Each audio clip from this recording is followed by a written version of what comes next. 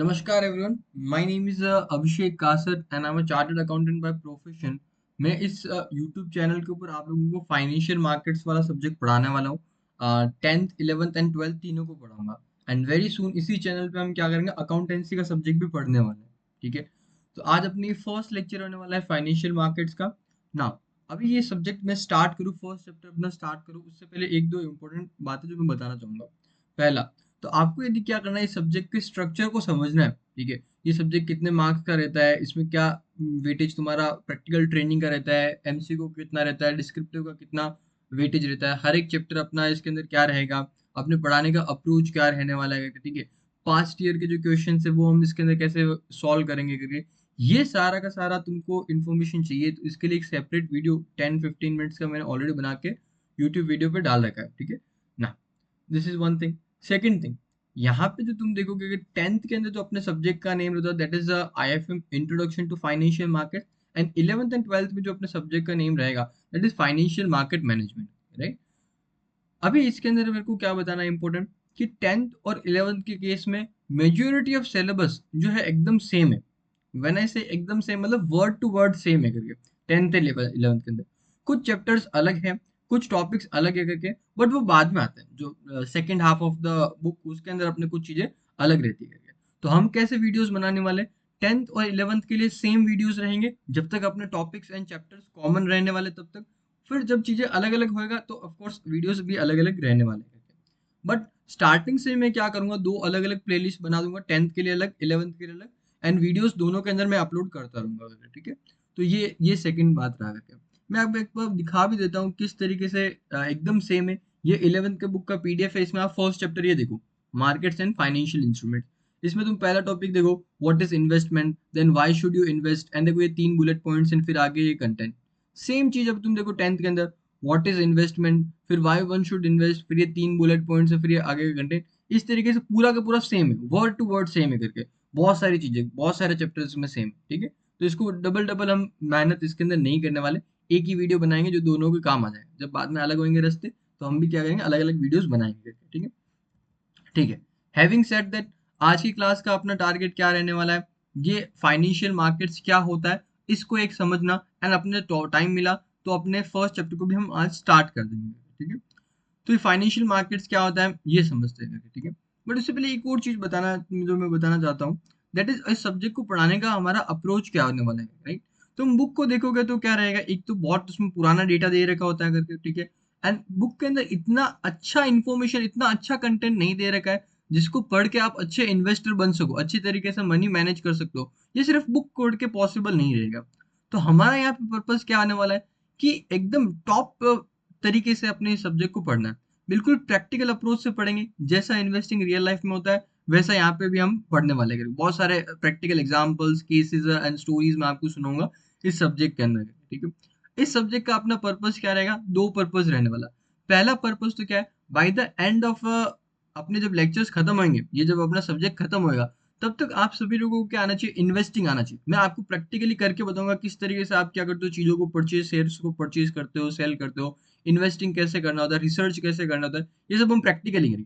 तो first objective है तो आपको इन्वेस्टिंग आना चाहिए। सेकंड ऑब्जेक्टिव आपका रहेगा कि इस सब्जेक्ट के अंदर आपको 100 में से 100 मार्क्स स्कोर करना है। इसके अंदर 100 मार्क्स स्कोर करना बहुत आसान है करके। राइट, जो आपके अदर सब्जेक्ट जो होती है करके, उसका यदि आपने 80% एफर्ट्स के अंदर इसके अंदर आपने डाला तो आराम से आप क्या कर सकते हो, 100 में से 100 मार्क्स स्कोर कर सकते हो। राइट, तो ये दो ऑब्जेक्टिव्स क्लियर रखना आपने ना। ये अभी सब बातें जो कहनी थी वो हो गई करके। वो जो वीडियो डाल रखा है छोटा सा, प्लीज उसको देख लेना। इस लेक्चर के बाद में देख लोगे चलेगा, कोई प्रॉब्लम नहीं ना। अभी समझते हैं अपने सबसे पहले फाइनेंशियल मार्केट्स होते क्या है करके। जो अपना सब्जेक्ट के अंदर ही वर्ड डाल रखा फाइनेंशियल मार्केट, एटलीस्ट हमको उतना तो पता होना ही है ना। ठीक है, तो फाइनेंशियल मार्केट का जब भी मैं स्टूडेंट्स को पूछता हूँ तो वो मोस्टली ये कहते हैं शेयर मार्केट, या फिर कुछ लोग म्यूचुअल फंड को बोलते हैं कि ये फाइनेंशियल मार्केट है। ये उन्हीं का, इतना ही उनको लगता है कि फाइनेंशियल मार्केट है। बट नहीं, म्यूचुअल फंड तो एक अलग ही चीज हो गया। एंड जो शेयर मार्केट वो फाइनेंशियल मार्केट का बस एक छोटा सा पार्ट है। उसके अलावा भी फाइनेंशियल मार्केट के अंदर बहुत सारी चीजें अपने आती है करके। तो वो क्या क्या चीजें, एक बार क्विकली हम इसको डिस्कस करेंगे। सबसे पहला, तुम्हारा फाइनेंशियल मार्केट में डिफरेंट डिफरेंट टाइप्स के मार्केट आएंगे। ठीक है, और उनको समझने से पहले मेरे को एक बात बताओ, मार्केट क्या होता है। ठीक है, मार्केट फाइनेंशियल मार्केट का डिस्कस करें ना, तो सबसे पहले देखते हैं मार्केट क्या होता है। तो मार्केट यहाँ पे बेसिकली क्या होता है, जैसे वेजिटेबल मार्केट है या फिर कोई फूड मार्केट है, कपड़ों का मार्केट है, ये सब क्या है मार्केट है, जहाँ पे क्या रहेगा, बहुत सारे क्या रहेंगे, सेलर्स रहेंगे, एंड फिर आप लोग बायर्स वहां पे जाके वो चीजों को परचेज कर सकते हो। ये रहेगा तुम्हारा क्या मार्केट होता है। ठीक है, ये मार्केट का मीनिंग क्लियर है ना। फाइनेंशियल मार्केट्स में क्या रहेगा, ये भी एक टाइप का मार्केट ही है, बट यहाँ पे ऐसा कोई सब्जी या फिर खाना या फिर कपड़े नहीं बिक के क्या होते हैं, फाइनेंशियल प्रोडक्ट्स बिकते हैं करके, राइट। फाइनेंशियल प्रोडक्ट का मतलब क्या है, जैसे शेयर्स हुआ, डिबेंचर्स हुआ, बॉन्ड्स हुआ, ये सब चीजें यहाँ पे खरीदे जाते हैं, बेचे जाते हैं फाइनेंशियल मार्केट के अंदर, और भी चीजें जो हम रीड करेंगे। ठीक है, तो अभी आई होप मार्केट क्या होता है वो क्लियर है। अभी हम डिस्कस करते हैं फाइनेंशियल मार्केट्स क्या है। ये एकदम ब्रॉड ओवरव्यू दे रहा हूँ, राइट। इसके अंदर हो सकता है कुछ टर्म्स ऐसे भी हो जो अभी आपको समझ नहीं आए, बट जब हम सब्जेक्ट पढ़ेंगे तो in detail each and every word हम डिस्कस करने वाले, बट स्टिल एक ओवरव्यू देना आई बिलीव जरूरी है। ठीक है, तो अब ये डिस्कस करते हैं। सबसे पहला तुम्हारा क्या रहेगा, कैपिटल मार्केट। ठीक है, कैपिटल मार्केट के अंदर तुम्हारा भी दो मार्केट और आता है इसके अंदर, कौन कौन से, पहला तो शेयर मार्केट, जो कि तुम ज्यादातर लोग सब इसको बारे में पता है, क्योंकि तुमने सबने एनएससी बीएससी ये सब सुना होगा, राइट। शेयर मार्केट ऊपर जा रहा है, शेयर मार्केट नीचे जा रहा है, ये तुम सब लोगों ने सुना होगा, राइट। तो ये हो गया तुम्हारा क्या, शेयर मार्केट। इसके अंदर ज्यादा अभी एक्सप्लेन नहीं करता हूँ, ये तुम लोगों को ऑलरेडी थोड़ा आइडिया है, और अभी के लिए इतना इनफ है ना। फिर नेक्स्ट इसके अंदर आता है तुम्हारा debt market. Debt market basically क्या होता है ना, ये वो मार्केट होता है जहां पे जो कंपनीज वगैरह है वो तुमसे आके क्या करती है, लोन लेती है। कंपनीज क्या करेगी, तुमसे आके लोन लेगी। अब तुम बोलोगे हमसे क्यों लोन लेती है, लोन चाहिए तो बैंक के पास जाके लोन ले सकती है ना, फर्स्ट ऑप्शन। और फिर सबसे फर्स्ट ऑप्शन जो तुम्हारे माइंड में आता है जब तुमको लोन लेना था, दैट इज बैंक, बैंक से जाके लोन ले लो। बट तुम तो किसी क्यों लेती है, उसका रीजन समझो करके। बैंक से जब लोग लोन लेने जाते हो तो तुमको पता है बहुत सारा फॉर्मेलिटीज वगैरह करना होता है करके, बैंक वाले तुमको बहुत चक्कर लगवाते हैं, काफी बार होता है तुमसे इंटरेस्ट रेट ज्यादा चार्ज करते हैं, राइट। और यदि कोई कंपनी जिसका फाइनेंशियल सिचुएशन थोड़ा खराब है, उसको हो सकता है बैंक लोन भी नहीं दे। तो ऐसे सिचुएशन में ये क्या करती है ना, कंपनीज वगैरह तुम लोगों से आके लोन लेती है। ठीक है ना। फिर अभी लोन लेने के लिए जो इंस्ट्रूमेंट यूज करते हैं उसको हम बोलते हैं debentures and bonds. Debentures and bonds ये बेसिकली क्या होता है, एक सर्टिफिकेट्स की तरह होता है, जिसके अंदर सारी इंफॉर्मेशन लिखा होता है कि कितने का अमाउंट का लोन रहेगा, क्या इंटरेस्ट रेट रहने वाला, कितने साल का लोन रहने वाला, फिर तुमको कितने साल बाद में पैसा वापस चुकाएगा। ये सारा इंफॉर्मेशन इनके अंदर डिबेंचर्स एंड बॉन्ड्स के अंदर लिखा हुआ है। डिबेंचर एंड बॉन्ड सेम होते हैं क्या, हाँ, आपके अंडरस्टैंडिंग के लिए इसको सेम मानो। वैसे एक छोटा सा टेक्निकल डिफरेंस होता है, दैट इज कि डिबेंचर वर्ड हम कब यूज करते हैं, जब कंपनीज लोग लोन लेती है तब हम वर्ड यूज करते हैं डिबेंचर्स। एंड बॉन्ड्स वर्ड कब यूज करते हैं, जब गवर्नमेंट लोन लेती है पब्लिक से, तो हम यू वर्ड यूज करते हैं, बॉन्ड्स वर्ड यूज करते हैं। ठीक है, गवर्नमेंट भी लोन लेती है क्या, जिस गवर्नमेंट भी बिल्कुल लोन लेती है, और बहुत सारा लोन लेती है अपना कंट्री चलाने के लिए। जैसे इंडिया के अंदर तुम देखोगे तो मोर देन $3 ट्रिलियन गवर्नमेंट ने लोन ले रखा है। यूएस गवर्नमेंट का तुम देखोगे तो उन्होंने तो बहुत ज्यादा लोन ले रखा है, राइट। मोर देन $30 ट्रिलियन उन्होंने क्या कर ले रखा है, लोन ले रखा है लोगों से करके। तो ये तुमको bonds and debenture I hope meaning clear होगा ना। ये जो कैपिटल मार्केट है, इसके अंदर जो हम पैसा लेंगे ना लोगों से, वो हमेशा किसके लिए होता है, लॉन्ग टर्म पर्पस के लिए पैसा लेते हैं। मतलब जो हम पैसा हमने लिया बहुत लॉन्ग टाइम के लिए अपने पास पड़ा रहेगा, ठीक है ना। जनरली लॉन्ग टर्म का मतलब क्या, मोर देन 1 ईयर यहाँ पे पैसा हम रेज करते हैं। शेयर्स के केस में तुमको बताऊं तो इस केस में तो क्या रहेगा, जब तक तुम्हारा बिजनेस चलेगा तब तक तो तुमको वापस पैसा चुकाने की जरूरत ही नहीं है। ठीक है, जब बिजनेस तुम्हारा खत्म होएगा, जब बिजनेस बेचोगे पूरा पूरा, तो जो पैसा वसूल होएगा उससे तुम वापस उसको पैसा चुकाते हो। ये शेयर्स के इतना लॉन्ग टर्म रहता है, जब तक बिजनेस चलेगा तब तक पैसा वापस चुकाना ही नहीं है। ठीक है, ड्यूरिंग द ईयर बस तुमको क्या करना, उनको प्रॉफिट में से बस थोड़ा थोड़ा हिस्सा देना होता है, जिसको हम बोलते हैं डिविडेंड्स। ठीक है ना। इसके अंदर सेकंड मार्केट जो डेट मार्केट है, इसके अंदर भी लोन का जो टाइम पीरियड रहता है जनरली काफी बड़ा आता है। 5 ईयर्स का लोन का टाइम पीरियड, 10 ईयर्स का लोन का टाइम पीरियड, 3 ईयर्स का लोन का टाइम पीरियड, इतना तुमको देखने को मिलता है। कुछ एक्सट्रीम केसेस में एक प्रैक्टिकल एग्जांपल लूँ तो तुमको, जैसे गूगल ने अभी इसी साल इनिशियल अभी स्टार्टिंग के अंदर, साल के स्टार्टिंग में उन्होंने ये डिबेंचर्स इशू करके लोन लिया। कितने का लोन लिया, मोर देन $30 बिलियन का इन्होंने लोन लिया करके। ठीक है, यहाँ पे इसका सबसे सरप्राइजिंग चीज क्या था ना, लोन का टाइम पीरियड, कितने टाइम के लिए लोन लिया। गूगल ने 100 सालों के लिए लोन लिया, कितना, 100 ईयर्स के लिए लोन लिया, जिसका मतलब 100 ईयर्स तक वो क्या करेगा, तुमको हर साल इंटरेस्ट का पेमेंट करता रहेगा। एंड जब 100 ईयर्स कंप्लीट होंगे तो तुमको जो लोन तुमने इनिशियली उसको दिया है वो वापस तुमको चुका देगा। कितना, 100 ईयर्स, इतना लंबा भी हो सकता है, बट जनरली मैंने बोला इतना लंबा नहीं होता, 5-10 इतना ईयर्स का ही लोन लेता है यहाँ पे। तो capital market I hope clear है। लॉन्ग टर्म जब पैसों की नीड होती है तो आप कैपिटल मार्केट से पैसे उठाते हो करके। सेकंड तुम्हारा आता है कौन सा, मनी मार्केट। मनी मार्केट भी क्या होता है बेसिकली, यहाँ पे भी कंपनीज वगैरह तुमसे होगी लोन ही लेती है, ठीक है। फिर यहाँ पे डेट मार्केट और मनी मार्केट में डिफरेंस क्या रहा, ये शॉर्ट टर्म के लिए होता है। मनी मार्केट किसके लिए होगा, शॉर्ट टर्म के लिए होगा। शॉर्ट टर्म का मतलब लेस देन 1 ईयर, ठीक है। एंड यहाँ पे कौन कौन सा इंस्ट्रूमेंट यूज करते हैं, तो ये यहाँ पे देखो मैंने शॉर्ट फॉर्म लिखे, बट तुम लोग चाहो तो फुल फॉर्म लिख लेना। Commercial paper, CPs commercial paper, CDs basically certificate of deposit, and फिर ट्रेजरी बिल्स, ये वर्ड तो हो सकता है तुमने सुना भी हो, ट्रेजरी बिल्स करके, ठीक है। ये सब चीजें तुम्हारा क्या हो जाएगा, शॉर्ट टर्म के अंदर तुमको लोन चाहिए होता है, तब तुम इन इंस्ट्रूमेंट को यूज करके, इस मार्केट को यूज करके क्या कर सकते हो, पैसे रेज कर सकते हो। डन, क्लियर है यहाँ पे, ठीक है। थर्ड टाइप ऑफ मार्केट के ऊपर चलते हैं, which is your commodity market. Third type of market कौन सा रहने वाला है, कमोडिटी मार्केट रहेगा, ठीक है। इसके अंदर तुम देखो क्या क्या आता है। कमोडिटी वर्ड का मतलब होता है जो तुम्हारा डे टू डे लाइफ में चीजें यूज होती है, ठीक है, वो कमोडिटीज इनको हम बोलते हैं। अब कमोडिटी मार्केट में वैसे तो दो टाइप्स के मार्केट देखने को मिलते हैं, एक तो फाइनेंशियल कमोडिटीज, जो कि यहाँ मार्केट हम यहाँ पे डिस्कस कर रहे हैं, और एक तुम्हारा होता है कि वो एग्रीकल्चरल कमोडिटीज, स्पाइसेस और उसके अंदर वो सब आ जाता है, बट उसको हम अभी यहाँ पे डिस्कस नहीं करें। हम सिर्फ कौन से की बात करें, फाइनेंशियल कमोडिटीज है, उस मार्केट की हम बात करें, जिसमें तुम्हारा गोल्ड, सिल्वर, कॉपर और अदर टाइप्स के जो मेटल्स होते हैं करके वो सब आ जाते हैं, प्लस क्रूड ऑयल वगैरह, ये सब इसके अंदर चीजें आ जाती है, राइट। तुम देखो गोल्ड सिल्वर का बहुत ज्यादा अभी पिछले कुछ टाइम में प्राइसेस बढ़ा था, फिर इस साल इनका वापस भी गिर गया है प्राइसेस। सिल्वर का अप टू 50% तक का प्राइस क्रैश हो गया इस साल करके। Same is the case with gold, gold के अंदर भी अराउंड 30% जो है प्राइसेस नीचे गिर गया अपने पीक से करके, राइट। क्रूड ऑयल के अंदर भी देखो तो बिकॉज ऑफ वॉर इतने ज्यादा प्राइस बढ़े थे करके, $100 पर बैरल से ज्यादा प्राइस हो गया था, आज वापस $70 से नीचे ये प्राइस आ गया है, ठीक है। तो ये कमोडिटी मार्केट भी अभी पिछले कुछ टाइम में बहुत ज्यादा एक्टिव मार्केट रहा है, ठीक है। तो कमोडिटी मार्केट तुमको क्लियर है, yes। फिर चलते हैं आगे इसमें, fourth type of market which is derivative market. Again देखो डेरिवेटिव मार्केट वैसे तो अपना 12th क्लास का जो सिलेबस रहेगा उसके अंदर तुम दो डेडिकेटेड चैप्टर्स पढ़ते हो डेरिवेटिव्स के ऊपर, ठीक है, जहां पे एकदम इन डिटेल हम इसको जाकर समझने वाले हैं। बट अभी के लिए एक छोटा सा ब्रीफ आइडिया तुमको दे देता हूँ।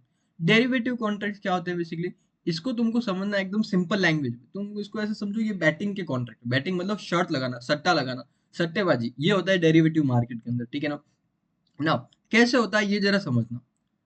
लेट से कि एक क्रिकेट मैच चल रहा है, आरसीबी वर्सेस सीएसके का क्या चल रहा है, क्रिकेट मैच चल रहा है। इस क्रिकेट मैच के ऊपर दो क्रिकेट के जो एकदम बड़े बड़े फैंस है, राइट, उन्होंने क्या किया, एक इसके ऊपर शर्त लगाया करके। एक जन बोल रहा है आरसीबी जीतेगा, दूसरा जन क्या बोल रहा है, सीएसके जीतेगा, और जो भी जीतेगा वो उसको क्या मिलेगा, 100 रुपया मिलने वाला है। ये इन्होंने क्या लगाया, शर्त लगाया। ये जो इन्होंने शर्त लगाया, जो बैटिंग किया, ये जो कॉन्ट्रैक्ट रहेगा इसको हम बोलते हैं डेरिवेटिव कॉन्ट्रैक्ट। इसको हम क्या बोलेंगे, डेरिवेटिव कॉन्ट्रैक्ट बोलेंगे। क्यों इसको डेरिवेटिव कॉन्ट्रैक्ट बोलते हैं, बिकॉज इस कॉन्ट्रैक्ट का खुद का कोई वैल्यू नहीं होता, इस कॉन्ट्रैक्ट का खुद का कोई वैल्यू नहीं होता। इसका सारा का सारा वैल्यू डिराइव होता है किसी चीज से। किस चीज से डिराइव होएगा, कोई ना कोई अंडरलाइंग एसेट होता है। अपने यहाँ पे केस में क्या है, क्रिकेट मैच है, यहाँ से इसका वैल्यू डिराइव हो रहा है। सपोज करो बारिश की वजह से क्या होता है, ये मैच कैंसिल हो जाता है। सपोज करो बारिश की वजह से ये मैच कैंसिल हो गया, तो क्या जो तुमने वो शर्त लगाया उस कॉन्ट्रैक्ट का, जो तुम्हारा डेरिवेटिव कॉन्ट्रैक्ट, उसका कोई वैल्यू रहेगा क्या, नहीं, उसका कोई वैल्यू नहीं रहेगा। क्यों, क्योंकि हम डिसाइड ही नहीं कर पाएंगे कौन मैच जीता। तो उस ट्रांजेक्शन को, तुम उस कॉन्ट्रैक्ट को, डेरिवेटिव कॉन्ट्रैक्ट को तुम सेटल कैसे करोगे, तो तुमको डेरिवेटिव कॉन्ट्रैक्ट समझ आएगा। बैटिंग का कॉन्ट्रैक्ट होता है, शर्त लगाने का यहाँ पे कॉन्ट्रैक्ट होता है, ठीक है। बट ऑफ कोर्स हम जो फाइनेंशियल मार्केट्स के अंदर हम इसको डिस्कस कर रहे हैं, यहाँ पे कोई तुम्हारा क्रिकेट मैच के ऊपर कॉन्ट्रैक्ट, क्रिकेट मैच के ऊपर डेरिवेटिव कॉन्ट्रैक्ट नहीं लिखता, क्रिकेट मैच के ऊपर बैटिंग नहीं होता। यहाँ पे जो तुम्हारे फाइनेंशियल चीजें हैं उनके ऊपर हम क्या करते हैं, बैटिंग करते हैं। जैसे शेयर्स की प्राइस के ऊपर, शेयर की प्राइस बढ़ेगी या फिर गिरेगी। इंडेक्स के ऊपर, मतलब जो निफ्टी 50 है या फिर सेंसेक्स है करके, वो बढ़ने वाला है फिर गिरने वाला है, इनके ऊपर हम क्या करते हैं, ऐसे बैटिंग के कॉन्ट्रैक्ट करते हैं। डेरिवेटिव मार्केट के अंदर तीन मेनली इंस्ट्रूमेंट्स हम यूज करते हैं, फ्यूचर्स, ऑप्शंस एंड फॉरवर्ड्स करके। फ्यूचर्स एंड ऑप्शंस को तुमने पॉपुलरली एफएनओ करके सुना होगा, राइट। एफएनओ ट्रेडिंग करना ये तुमने सुना होगा, बिकॉज उसके बहुत सारे एडवर्टीजमेंट आते रहते हैं जिसमें बोलते हैं एफएनओ ट्रेडिंग करना है, आईपीओ लगाना है तो हमारा ऐप यूज करो। तो एफएनओ ट्रेडिंग ये इसी की बात करें, डेरिवेटिव मार्केट का पार्ट होता है। Now fifth market which is your forex market. Forex market का मतलब क्या था, फॉरेन एक्सचेंज मार्केट। मतलब यहाँ पे क्या होगा, जो फॉरेन कंट्रीज की जो करेंसीज है, ठीक है, उनको यहाँ पे एक्सचेंज किया जाता है, उनको यहाँ पे ट्रेड किया जाता है, खरीदा बेचा जाता है, राइट। जैसे करेंसीज के कुछ एग्जांपल देखें, आईएनआर ये अपना इंडिया का करेंसी है करके, ठीक है। यूएस डॉलर, यूएसडी, ये यूएस का करेंसी है करके, अमेरिका का करेंसी है। देन यूरो, ये यूरोप का करेंसी हो गया। देन येन, वाई एन, ये जापान का करेंसी होता है। देन युआन, ये किसका है, चाइना का करेंसी है। और भी बहुत सारे करेंसी, जैसे रशिया के अंदर रूबल चलता है करके, साउथ कोरिया के अंदर वॉन करेंसी चलता है करके, राइट। तो हर एक करेंसी, हर एक कंट्री का अपना अपना एक करेंसी रहता है, एंड इनका तुमको यदि बाइंग एंड सेलिंग करना है तो ये फॉरेक्स मार्केट में कर सकते हो। इनका तुम बाइंग एंड सेलिंग क्यों करोगे, अपने एक पहले रिलेटेबल एग्जांपल से समझते हैं करके। लेट्स से तुम यहाँ से इंडिया से जा रहे हो, कहाँ पे जा रहे हो, लेट्स से चाइना घूमने जा रहे हो, इंडिया से चाइना घूमने जा रहे हो, राइट। बट चाइना में कौन सी करेंसी चलती है, युआन करेंसी चलती है। तो तुमको वहां पे तो क्या करना है, युआन करेंसी चाहिएगा, बट अभी तुम्हारे पास क्या आईएनआर करेंसी। तो जो इंटरनेशनल एयरपोर्ट्स होता है वहां पे एटीएम जैसी मशीन्स लगी रहती है, जहां पे तुम इंडियन रुपीस देके क्या कर सकते हो, ये चाइना का करेंसी, युआन करेंसी खरीद सकते हो। तो यहाँ पे बेसिकली क्या हुआ, फॉरेन करेंसी के अंदर हमने ट्रांजेक्शन किया, ठीक है ना। ये तो हुआ तुम्हारा रिलेटेबल एग्जांपल। एक और छोटा सा दे देते हो, जैसे मैं यहाँ पे जयपुर में रहता हूँ, यहाँ पे जो फॉरेनर्स लोग आते हैं, तो यहाँ पे जंतर मंतर है, वहां पे बहुत घूमने जाते हैं। वहां पे तुम नोटिस करोगे कि जाते हो तो स्टार्टिंग में एक छोटा सा स्टोर है जो बेसिकली करेंसीज के अंदर ट्रांजेक्शन करता है। वो फॉरेनर्स लोगों को बोलता है कि तुम्हारे कंट्री की हमको करेंसी दो, उसके बदले हम तुमको क्या देंगे, इंडियन करेंसी देंगे। तो ये भी क्या होगा, तुम्हारा एक फॉरेन एक्सचेंज का ही मार्केट का छोटा सा पार्ट हो गया, ठीक है। बट अभी इसको समझते हैं ब्रॉडर लेवल पे, बड़े लेवल पे कंपनीज वगैरह इसको कैसे यूज करती है, ठीक है। लेट्स से कि अपनी कोई इंडियन कंपनी है, रिलायंस करके कंपनी है करके, ठीक है। तो उसका, ये तुमको पता है रिलायंस पेट्रोलियम बिजनेस के अंदर है। तो अभी उसने बहुत सारा पेट्रोल परचेज किया यूएस से करके, यूएस से इसने क्या बहुत सारा पेट्रोल परचेज किया। तो जो इसने पेट्रोल परचेज किया और इसका जो पेमेंट करना रहेगा वो कौन सी करेंसी में करना रहेगा, यूएस डॉलर के अंदर पेमेंट करना रहेगा। तो इसके लिए रिलायंस कंपनी क्या करेगी, किसी बैंक के पास में जाती है, बोलती है ये आईएनआर इंडिया का करेंसी दो, इसके बदले हमको यूएस का करेंसी दो, ताकि हम वहां पे उनको उस कंट्री के अंदर लोगों को पेमेंट कर सके। तो ये इसका प्रैक्टिकल यूज होता है फॉरेन एक्सचेंज मार्केट का। क्लियर है।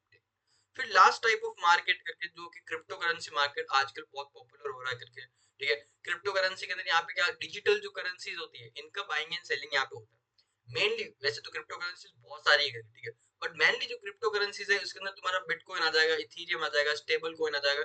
ये करेंसीज, ये इसके अंदर मेन करेंसीज है।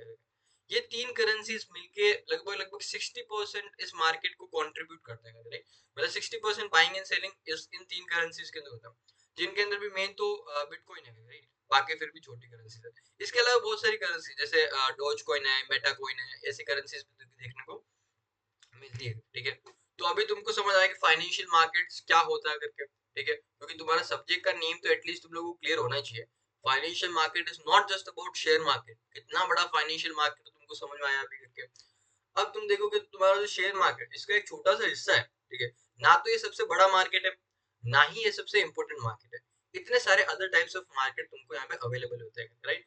तुम लोगों ने जनरली शेयर मार्केट का इसलिए सुना था बिकॉज न्यूज के अंदर ये बहुत ज्यादा रहता है। अदर टाइप्स ऑफ मार्केट क्या, जो बड़ी बड़ी कंपनीज होती है, इन मार्केट्स को यूज करते हैं। हम रिटेलर्स लोग इसको जनरली यूज नहीं करते, बट स्टिल ये बहुत इंपॉर्टेंट मार्केट है। इस सब्जेक्ट के अंदर आप जा रहे हो तो आप सबको ये पता होना चाहिए, ठीक है। यहाँ तक हो गया। अभी हम क्या करते हैं, अपना फर्स्ट चैप्टर स्टार्ट करते हैं, राइट। ये बेसिक चीजें मेरे को जो बता रहा था वो मैंने बता दिया तुमको। हाँ, फर्स्ट चैप्टर ऑफ कोर्स मैं 11th वाला पीडीएफ फॉलो करने वाला हूँ, एंड 10th वाले प्लीज अपना सेम अपना पीडीएफ लेके बैठना, एंड कंटेंट एकदम सेम रहेगा, ठीक है। तो इस चैप्टर का नाम रहेगा मार्केट्स एंड फाइनेंशियल इंस्ट्रूमेंट्स का, करेक्ट। बेसिकली इस चैप्टर के अंदर तुमको मार्केट्स के बारे में, फाइनेंशियल इंस्ट्रूमेंट के बारे में बहुत बेसिक बेसिक चीजें तुमको बताई जाएगी, ठीक है। मार्केट जो हमने अभी डिफरेंट डिफरेंट टाइप्स के मार्केट डिस्कस किए उसके बारे में थोड़ा बताएंगे। फिर फाइनेंशियल इंस्ट्रूमेंट जैसे शेयर्स है, डिबेंचर्स है, बॉन्ड्स है, इनके बारे में बताएंगे, ठीक है। चलो, अभी यहाँ पे फर्स्ट तुम्हारा टॉपिक क्या है, इन्वेस्टमेंट क्या होता है। सबसे पहला टॉपिक तो क्या है तुम्हारे यहाँ पे, इन्वेस्टमेंट क्या होता है करके। हाँ, सबसे पहला टॉपिक क्या, इन्वेस्टमेंट क्या होता है। इसको पहले एक बार यहाँ पे समझते हैं अपना नोट्स के अंदर आके, ठीक है। इन्वेस्टमेंट क्या होता है, तो सबसे पहला तुम्हारा क्या रहेगा, कोई ना कोई इनकम होएगा, ठीक है। लेट से तुम कहीं पे जॉब कर रहे हो, जहाँ पे तुम्हारा सैलरी कितना है, 20 लाख रुपीज पर ईयर तुम्हारा, लेट से सैलरी है, 20 लाख रुपीज पर ईयर तुम्हारा सैलरी है। तो ये जो तुम्हारा इनकम हुआ, इसमें से तुम सबसे पहले क्या होगा, तुम्हारे खर्चे हटाओगे, जिसको हम बोलते हैं एक्सपेंसेस। एक्सपेंसेस हटाओगे। अब तुम्हारा एक्सपेंसेस क्या रहेगा, रेंट का खर्चा हुआ, या फिर तुम्हारा ये फूड का खर्चा, इलेक्ट्रिसिटी का खर्चा, ट्रेवलिंग का खर्चा, ये सब टाइप के तुम खर्चे हटा देते हो, ठीक है। हम अपने एग्जाम्पल के अंदर लेते हैं कि लेट से 10 लाख रुपए का टोटल तुमको खर्चा हुआ, ठीक है। तो नेट नेट बेसिस पे तुम्हारा अभी ये इनकम में से खर्चा हटा दे, तुम्हारा क्या आता है, ये इसको हम बोलते हैं सेविंग्स बोलते हैं। क्या बोलेंगे, सेविंग्स बोलेंगे। तो अपने इस एग्जाम्पल के अंदर तुम्हारा सेविंग्स कितना हो गया, 10 लाख रुपीज का तुम्हारा सेविंग्स हो गया, डन ना। अभी सेविंग से हमको क्या करना चाहिए? एक ऑप्शन है कि सेविंग्स को अपने को अपना जो लॉकर है, तिजोरी है, उसके अंदर पैसा डाल के बंद कर दो, राइट? बट उससे तुमको कोई बेनिफिट होएगा क्या? तुम्हारा जो 10 लाख रुपए बढ़ेगा क्या टाइम के साथ में? नहीं। 10 लाख रुपए क्या 10 लाख ही रहेगा क्या? नहीं। यहाँ पे भी एक इंपॉर्टेंट चीज है। तो तुम्हारा 10 लाख रुपए तुमने तिजोरी में डाल के रखा है, उसका 2 साल बाद में, 3 साल बाद में उसका वैल्यू कम हो जाएगा। नंबर ऑफ नोट्स कम नहीं होंगे, वो 10 लाख ही रहेंगे, बट उनका वैल्यू कम हो जाएगा। वैल्यू कम कैसे हो जाएगा, ये जरा एक बार समझते हैं। इसका रीजन मेन है क्या? तुम्हारा इन्फ्लेशन। इसका रीजन मेन क्या है? तुम्हारा इन्फ्लेशन। इन्फ्लेशन क्या होता है? Increase in prices of goods और सर्विसेज। गुड्स और सर्विसेज, ठीक है, इसको इन्फ्लेशन बोलते हैं। इन्फ्लेशन का मतलब क्या होता है? बेसिकली महंगाई। इन्फ्लेशन का मतलब तुमको समझना है, बेसिकली महंगाई की बात हो रही है। चीजों की प्राइसेस को बढ़ना, उसको हम क्या बोलते हैं? इन्फ्लेशन बोलते हैं, ठीक है। तुमको एक एग्जांपल लेके बताता हूँ, ठीक है। जैसे मैं जब छोटा था तो मेरे को क्रीम रोल बड़ा अच्छा लगता था। तो क्रीम रोल उस टाइम पे आता था कितना? 3 रुपए का क्रीम रोल आता था, ठीक है। बट आज के टाइम पे वही क्रीम रोल का प्राइस क्या हो गया? 20 रुपीज का क्रीम रोल का प्राइस हो गया, राइट? तो तुम देख रहे हो अप्रोक्स लाइक 15-17 ईयर्स के अंदर कितना ज्यादा प्राइस उसका बढ़ गया है करके। तो ये चीज का प्राइस बढ़ना, इसको हम क्या बोलते हैं? इन्फ्लेशन। और ये चीज आगे भी होता रहेगा। तुम देखो हर साल चीजों के प्राइस बढ़ते हैं, तुम्हारे एजुकेशन के प्राइस बढ़ते ही जाते हैं, राइट? तुम्हारा जो रिचार्ज वगैरह कराते हो मोबाइल के अंदर, जियो का, एयरटेल का, ये भी हर साल बढ़ते जाता है। बहुत सारे लोग कंप्लेन करेगा हर साल इसका रिचार्ज इतना बढ़ कैसे रहा करके, पर हर साल ऐसा बढ़ते जाएगा, इसके अंदर कोई है नहीं करके प्रॉब्लम। तो ये इन्फ्लेशन तुमको समझ आया क्या? चीजों की प्राइस को बढ़ना, इसको हम बोलते हैं इन्फ्लेशन। बट इससे प्रॉब्लम क्या है? प्रॉब्लम ये है कि आज से 15-17 साल पहले जो क्रीम रोल में 3 रुपए में खरीद पा रहा था, ठीक है, आज उसी क्रीम रोल को खरीदने के लिए मेरे को कितना पैसा चाहिए? 20 रुपया चाहिए, ठीक है। तो यहाँ पे तुम देखो, आज क्या 3 रुपए में वो चीज खरीद सकता हूँ? क्या पॉसिबल ही नहीं है, ठीक है। तो इसको हम क्या बोल सकते हैं? एक तो बोल सकते चीजों की प्राइस बढ़ गई। दूसरा इसको इस तरीके से बोल सकता हूँ कि जो मनी था उसका वैल्यू कम हो गया। मनी का क्या हो गया? वैल्यू कम हो गया। मतलब आज के टाइम पे जो पैसा है उतनी चीजें खरीद नहीं पा रहा जितना कि कुछ सालों पहले कमा पा रहा, कुछ सालों पहले खरीद पा रहा था, ठीक है। ये तुमको समझाना। इन्फ्लेशन की वजह से क्या होता है? हर साल तुम्हारा पैसों का वैल्यू कम होता रहता है, राइट? तो अब इन्फ्लेशन की प्रॉब्लम को डील करने के लिए, इन्फ्लेशन की प्रॉब्लम को डील करने के लिए तुम क्या करते हो? अपना पैसे को इन्वेस्ट करते हो। इस सेविंग को क्या करोगे तुम? आगे चल के कहीं पे इन्वेस्ट करोगे। इस सेविंग को क्या करोगे तुम? आगे चल के कहीं ना कहीं पे इन्वेस्ट करोगे, ठीक है ना। इन्वेस्ट करने से होगा क्या, ये जरा समझते हैं। पहले तो मेरे को ये बताओ, क्या तुमको पता है इंडिया के अंदर इन्फ्लेशन रेट क्या है? मतलब हर साल अपना जो महंगाई है वो कितने साल बढ़ता है ऑन एन एवरेज? तो करंटली जो इंडिया के अंदर जो इन्फ्लेशन रेट है, ठीक है, वो है 4% के आसपास। मतलब हर साल अपना महंगाई कितना बढ़ता है? 4% के आसपास महंगाई बढ़ता है, ठीक है। और तुमने अभी यहाँ पे क्या किया ना, इसको प्रॉब्लम को डील करने के लिए तुमने क्या किया? पैसों को इन्वेस्ट किया। तुमने लेट से ये 10 लाख रुपए क्या किया? एफडी के अंदर पैसा इन्वेस्ट कर दिया। एंड एफडी के अंदर तुमको इंटरेस्ट रेट मिल रहा है, लेट से 8% इंटरेस्ट रेट मिल रहा है। एफडी के अंदर तुमको इंटरेस्ट रेट कितना मिलेगा? 8% इंटरेस्ट रेट मिलेगा। तो जो तुमने यहाँ पे पैसा इन्वेस्ट किया, इसके ऊपर तुमको क्या मिलेगा? रिटर्न मिलेगा। तुमने जो पैसा इन्वेस्ट किया इसके ऊपर तुमको क्या मिलेगा? रिटर्न मिलेगा। रिटर्न में तुमको कितना मिल रहा है? 8% यहाँ पे तुमको क्या मिल रहा है? रिटर्न मिल रहा है, 8% इंटरेस्ट मिल रहा है करके, ठीक है। ठीक है। बट एक बात बताओ, क्या एक्चुअल में तुमको यहाँ पे 8% मिल रहा है? जो तुम्हारा पैसा है, क्या एक्चुअल में अभी पैसा तुम्हारा हर साल ग्रो कितना हो रहा है? हर साल तुम्हारा पैसा ग्रो कितना? 8% इंटरेस्ट मिल रहा है। बट क्वेश्चन है, क्या एक्चुअल में तुम्हारा 8% से पैसा ग्रो हो रहा है? क्या नहीं हो रहा? क्यों नहीं हो रहा? उसका रीजन समझो। 8% अर्न क्या, इसके अंदर सबसे पहले तो गवर्नमेंट तुम्हारा क्या आके ले जाएगी? टैक्स लेके चली जाएगी। गवर्नमेंट आके तुमसे क्या लेके जाएगी? टैक्स लेके चली जाएगी। तो 8% में लेट से 30% वो गवर्नमेंट टैक्स लेके चली जाती है, जो कि होता है तुम्हारा करीब 2%। तो 8 में से 2% तो गवर्नमेंट क्या लेगी? टैक्स लेगी। फिर तुम्हारे यहाँ पे इन्फ्लेशन भी है। इन्फ्लेशन मतलब हर साल पैसों की वैल्यू कम हो रही है। वो कितने से हो रही है? 4% ऑन एन एवरेज, अभी हमने डिस्कस किया था, ठीक है। तो नेट नेट बेसिस पे देखोगे तो तुम्हारा जो पैसा है वो ओनली क्या हो रहा है? 2% से ग्रो हो रहा है करके, ठीक है। तुम ऐसे नॉर्मल पर्सन देखेगा तो उसको लगेगा मेरा पैसा हर साल 8% से बढ़ रहा है। बट एक्चुअल में 8% नहीं बढ़ रहा। उसमें से तुम गवर्नमेंट ने जो टैक्स लेके चला गया, टैक्स जो इनकम अर्न करोगे उस पर टैक्स तो लेगा ना, इनकम टैक्स, तो वो लेके चला गया। फिर इन्फ्लेशन जिससे पैसों की वैल्यू कम हो रही है, वो तुम हटा देते हो। तो ये तुम्हारा 2% जो आया, इसको हम बोलते हैं क्या? रियल रेट ऑफ रिटर्न बोलते हैं। क्या बोलते हैं? रियल रेट ऑफ रिटर्न बोलते हैं। रियल रेट ऑफ रिटर्न बोलेंगे। रियल रेट ऑफ रिटर्न बोलते हैं, ठीक है। क्लियर है तुम लोगों को यहाँ पे हमने क्या बात किया करके, ठीक है। ना। यहाँ पे दो चीजों के ऊपर और मैं आपको यहाँ पे डिस्कस करना चाहता हूँ। पहला तो यहाँ पे हमने देखो वर्ड कौन सा यूज किया, रिटर्न वर्ड किया। मैं यहाँ पे सीधा इंटरेस्ट वर्ड क्यों नहीं लिखा मैंने, कि तुम पैसा इन्वेस्ट करते हो तो उसके बदले में इंटरेस्ट मिलता है, ऐसा क्यों नहीं लिखा मैंने, रिटर्न वर्ड क्यों लिखा? बिकॉज अलग अलग टाइप ऑफ इन्वेस्टमेंट के अंदर अलग अलग चीजें तुमको मिलती है। जैसे तुमने बैंक के अंदर एफडी बनाया रहती है, ठीक है, वहां पे तुमको क्या मिलेगा, इंटरेस्ट मिलेगा, ठीक है, उसमें कोई प्रॉब्लम नहीं है। बट मान लो तुम क्या करते हो, शेयर्स के अंदर इन्वेस्ट करते हो, शेयर मार्केट के अंदर इन्वेस्ट करते हो, तो शेयर मार्केट में जब तुम इन्वेस्ट करते हो तो बेसिक तुम एक कंपनी के छोटे से ओनर बन जाते हो, कंपनी के क्या बन जाओगे, छोटे से ओनर बन जाते हो, राइट। एंड ओनर को क्या मिलता है, प्रॉफिट मिलता है। एंड प्रॉफिट जो मिलता है इसको हम टेक्निकली बोलते हैं डिविडेंड बोलते हैं। क्या बोलते हैं, डिविडेंड बोलते हैं, डिविडेंड बोलते हैं, डिविडेंड बोलते हैं, ठीक है। डिविडेंड की स्पेलिंग देख लेना, आई थिंक गलत है ये, डिविडेंड बोलेंगे, ठीक है। तो एफडी वगैरह किया, सेविंग अकाउंट में पैसा डाला तो क्या मिलेगा, इंटरेस्ट मिलेगा। शेयर मार्केट के अंदर पैसा तुमने इन्वेस्ट किया, तुमको डिविडेंड मिलता है। साथ में तुमको शेयर मार्केट में एक और बेनिफिट मिलता है। क्या बेनिफिट मिलता है, तुमने रिलायंस का शेयर लेट से 1300 रुपए में खरीदा और रिलायंस का शेयर 1300 से क्या होगा, 1400 रुपए चला गया, 1500 रुपए चला गया, तो ये जो इसका प्राइस बढ़ा शेयर का, इसको हम बोलते हैं क्या, कैपिटल एप्रिसिएशन बोलते हैं, ठीक है। तो तुम्हारा डिविडेंड हुआ, इंटरेस्ट हुआ, साथ में तुम्हारा क्या हो जाएगा, कैपिटल एप्रिसिएशन, कैपिटल एप्रिसिएशन। ये सबको कलेक्टिवली हम क्या बोलते हैं, रिटर्न वर्ड यूज करते हैं, ठीक है। इन सबको कलेक्टिवली हम क्या बोलते हैं, रिटर्न वर्ड यूज करते हैं। इसके लिए मैंने तुमको क्या बोला, जब तुम पैसा इन्वेस्ट करते हो तो उसके ऊपर तुमको क्या मिलता है, रिटर्न मिलता है। डन, क्लियर है, ठीक। ना, नेक्स्ट तुमको एक इसके अंदर मैं एक और चीज बताना, फिर मैं बुक से रीडिंग करना स्टार्ट करते हैं। इन्फ्लेशन जो हमने पॉइंट डिस्कस किया कि हर साल चीजों की प्राइस बढ़ती है, पर तुम नोटिस करो कुछ चीजों की प्राइस तो बढ़ती नहीं है। जैसे पार्ले जी बिस्किट पहले भी 5 रुपए का आया करता था, आज भी 5 रुपए का आया करता है, तो इसकी प्राइस तो बढ़ी नहीं। तो क्या हम ऐसा बोल सकते हैं पार्ले जी बिस्किट में इन्फ्लेशन नहीं है? नहीं, ऐसा नहीं बोल सकते। ये कंपनीज तुमको बेसिकली थोड़ा ट्रिक करती है, राइट, क्योंकि तुम 5 रुपए से 7 रुपए बिस्किट कर दोगे तो इनका सेल सडनली बहुत ज्यादा कम हो जाएगा। तो ये क्या करती है, प्राइस नहीं बढ़ाती है बल्कि चीजों की क्वांटिटी को कम कर देती है। पहले पार्ले जी बिस्किट जो 5 रुपए का जिसमें 90 ग्राम के आसपास बिस्किट आता था, राइट, वो आज 50 ग्राम से भी कम आता है। तो उन्होंने क्या किया, टाइम के साथ में धीरे धीरे धीरे धीरे उसका क्वांटिटी कम कर दिया। कुछ चीजों में क्वांटिटी भी कम नहीं करते, उसका क्वालिटी धीरे धीरे धीरे धीरे कम करते रहते हैं।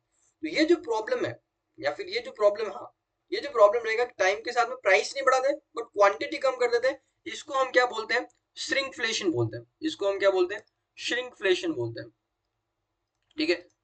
ठीक, यहाँ पे क्या होता है, डिक्रीज इन क्वांटिटी और क्वालिटी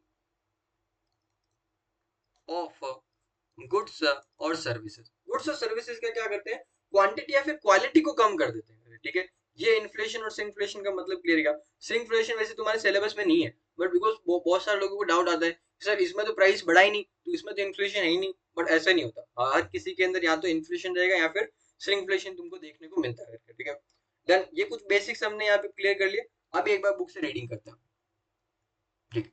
ना, money you earn is partly spent, मतलब खर्चा कर देते हो, ये एक्सपेंसेस की बात हो रही है। And rest is saved for meeting future expense, बाकी तुम बचा दो ताकि तुम्हारे जो फ्यूचर में एक्सपेंसेस है उनको मीट कर सके, ठीक है।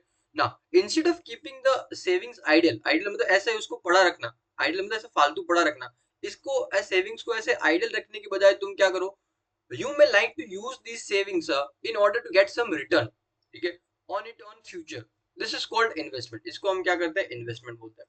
यहाँ पे भी देख लो वर्ड कौन सा यूज किया इन्होंने, रिटर्न वर्ड यूज किया। तुमको चाहिए तो बुक के अंदर लिख के रखो इसको, रिटर्न के अंदर तुम्हारा इंटरेस्ट हुआ, डिविडेंड हुआ, कैपिटल एप्रिसिएशन हुआ, ये सब चीजें इसके अंदर आ जाती है, ठीक है। और हम जनरली रिटर्न वर्ड ही यूज करेंगे जब हम इन्वेस्टमेंट का डिस्कस करेंगे, ठीक है।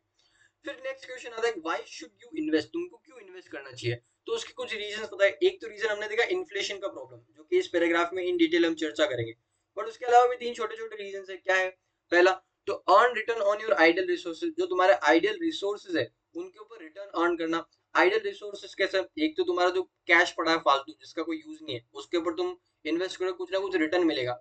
साथ में तुम एक और इसका एग्जांपल लेता हूँ, जैसे मान लो तुम्हारा बहुत अमीर हो तुम, ठीक है, और तुम्हारे पास 3-4 घर है, तुम यूज तो एक या दो ही करते हो ज्यादा से ज्यादा, बाकी एक दो घर फ्री पड़े, तो तुम क्या कर सकते हो, जो एक्स्ट्रा घर है उनको रेंट पे दे सकते हो, ठीक है। तो तुम्हारे जो आइडल रिसोर्सेज थे, एक दो एक्स्ट्रा घर थे, उनको तुमने रेंट पे दिया और उससे अब तुम क्या करो, रिटर्न जनरेट करो, उससे तुम क्या करो, रेंट कमा रहे हो। तो ये भी इसका एक पॉइंट का मतलब है, ठीक है। पहला तो क्या हो गया, रिटर्न अर्न करना तुम्हारे आइडल रिसोर्सेज के ऊपर। Second, generate a specified sum of money for specific goal in the life, तुम्हारा फ्यूचर में कोई गोल लेकर के, राइट, जैसे तुमको कोई किसी स्पेसिफिक कॉलेज के अंदर जाना है या फिर फॉरेन यूनिवर्सिटी में जाके पढ़ना है करके, राइट, उसके लिए तुमको पता है लाखों करोड़ों रुपए चाहिए होते हैं।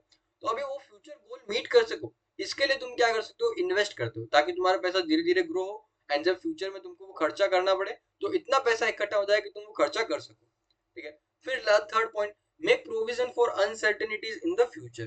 ठीक है, इसका मतलब क्या, फ्यूचर अनसर्टेन है, तुम्हारे फ्यूचर में हो सकता है एक्सीडेंट हो जाए, डेथ हो जाए, या फिर जॉब चली जाए करके, राइट। ऐसा केसेस के अंदर तुमको फाइनेंशियली प्रॉब्लम नहीं आए, इसके लिए तुम क्या करते हो, स्टार्टिंग से ही पैसा इन्वेस्ट करके रखते हो। ठीक है, अपने इस चैप्टर, इसी चैप्टर के नाम देखेंगे रिटायरमेंट प्लानिंग वगैरह, ये सब हम देखेंगे, लाइफ रिस्क को कैसे कवर करना है इंश्योरेंस के थ्रू, ये सब देखेंगे। ठीक है ना। एक बार इस पैराग्राफ को रीड कर लेते हैं। मेनली इन्फ्लेशन के बारे में बता रहा है। One of the important reasons why you need to invest wisely is to meet the cost of inflation. इसके लिए तुमको इन्वेस्ट करना चाहिए। Inflation is the rate at which the cost of living increase, मतलब कॉस्ट ऑफ लिविंग, तुम्हारा जो रहने का जो खर्चा है, जो गुड्स एंड सर्विस जो तुम यूज करते हो, उसकी प्राइस का इंक्रीज होना, उसको हम इन्फ्लेशन कहते हैं। अगेन मैंने बोला इन्फ्लेशन इसके अंदर नहीं लिखा हुआ है, बट तुम्हारे समझने के लिए जरूरी है। The cost of living is simply what it costs to buy goods or services you need to live. ठीक है। Inflation causes money to lose value. Inflation से क्या होता है, पैसों का वैल्यू लूज होता है, मतलब कम होता है, right. Because it will not buy the same amount of goods or service in the future as it does now or did in the past. ठीक है, पैसा कैसे कम होता है, वैल्यू कैसे कम होता है, बिकॉज फ्यूचर में उतना क्वांटिटी ऑफ गुड्स तुम्हारा खरीद नहीं पाएगा जितना कि आज कर पा रहा। हमने वो क्रीम रोल का एग्जांपल लिया था, पहले 3 रुपए में तुम्हारा एक क्रीम रोल आता था, आज वही क्रीम रोल तुमको 20 रुपए लग रहा है करके। ठीक है ना। अभी एग्जांपल देके समझा रहा है कैसे ये होता है करके। सपोज करो तुम्हारा इन्फ्लेशन रेट क्या है, 6%, मतलब हर साल क्या हो रहा है, 6% से तुम्हारा चीजें की प्राइसेस बढ़ रही है। ठीक है, तो नेक्स्ट 20 ईयर्स तक यही रेट तुम्हारा चलता है करके। तो आज जिस चीज को खरीदने में तुमको 100 रुपया लग रहा है, ठीक है, आफ्टर 20 ईयर उसी चीज को खरीदने में तुमको कितना लगेगा, 321 रुपए लगेगा। तो समझा इन्फ्लेशन की वजह से प्रॉब्लम क्या है ना। This is why it is important to consider inflation as a factor in long term investment strategy. इसलिए तुमको इन्वेस्टमेंट भी ध्यान रखना है, सॉरी इन्फ्लेशन का भी ध्यान रखना है। Remember to look at the investments real rate of return के ऊपर फोकस करना है। किसके ऊपर फोकस करना है, रियल रेट ऑफ रिटर्न के ऊपर फोकस करना है, जिसका मतलब क्या है, return after inflation. Real rate of return का मतलब क्या है, रिटर्न आफ्टर इन्फ्लेशन, जो कि हमने एग्जांपल लिया था। एफडी के अंदर हम रिटर्न कितना कमा रहे थे, 8%, जिसके अंदर अपना इन्फ्लेशन कितना था, 4% वो आया। बट तुमको पता हमने वहां पे एक उसको भी कंसिडर किया था, टैक्स को, तो वो भी अभी यहाँ पे देखो बोलेगा। ठीक है, the aim of investment should be to provide a return about inflation, कम से कम इन्फ्लेशन से ज्यादा रिटर्न तो होना ही चाहिए। ठीक है, to ensure that investment does not decrease in value. For example, if annual inflation rate is 6%, then the investment will need to earn more than 6%. इसको कम से कम इतना तो कमाना ही पड़ेगा to ensure it increases in value. Now, अभी वो tax की बात कर रहा है। If the after tax return, मतलब जो तुमने रिटर्न अर्न किया उसमें से तुम टैक्स हटा देते हो, उसको बोलते हैं after tax return, on your investment is less than inflation, वो यदि इन्फ्लेशन रेट से कम है, then your asset will actually decrease in value over time. ठीक है, तो तुम्हारा वैल्यू कम होएगा करके। तो हमारा पर्पस क्या होना चाहिए, जो तुमको रिटर्न मिल रहा है वो, उसमें से टैक्स हटाओ, उसमें से इन्फ्लेशन रेट हटाओ, फिर जो तुम्हारा रेट आएगा वो तुम्हारा एक्चुअल रेट है, वो तुम्हारा पॉजिटिव रेट होना चाहिए। ठीक है, this is they won't buy as much today as they did in the last year. बस इतना ही सिंपल चीजें बोल रहे हैं। ठीक है, तो आज की क्लास में हमने क्या फाइनेंशियल मार्केट्स क्या होता है वो समझा, फिर हमने ये दो टॉपिक्स को हमने डिस्कस किया, इन्वेस्टमेंट क्या होता है, तुमको क्यों इन्वेस्ट करना चाहिए। नेक्स्ट क्लास में हम क्या करने वाले, when to start investing, Warren Buffett ने क्या बोला, ये सब चीजें हम समझे, कंपाउंडिंग का बेनिफिट कैसे मिलता है, ये सब चीजें डिस्कस करेंगे। तो आज की क्लास के लिए इतना ही। जो भी आपका फीडबैक हो, कोई क्वेश्चंस वगैरह हो, प्लीज कमेंट सेक्शन में लिखना, मैं आप लोगों को रिप्लाई कर दूंगा। ठीक है, एंड प्लीज अभी वो वीडियो जाके चेकआउट कर लेना जिसके अंदर मैंने पूरा सब्जेक्ट का स्ट्रक्चर वगैरह बताया गया। Okay, see you in the next class.